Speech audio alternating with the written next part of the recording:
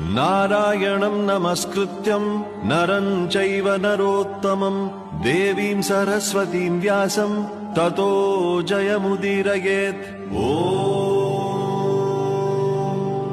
अथ सकल सौभाग्यदायक श्री विष्णु सहस्रनाम स्तोत्रम्। शुक्लांबरधरं विष्णुं शशिवर्णं चतुर्भुजं प्रसन्नवदनं ध्यायेत् सर्वविघ्नोपशान्तये। यस्य द्विरदवक्त्राद्यः पारिषद्यः परशतं विघ्नं निघ्नन्ति सततं विश्वक्सेनं तमाश्रये। तेरी लीला सबसे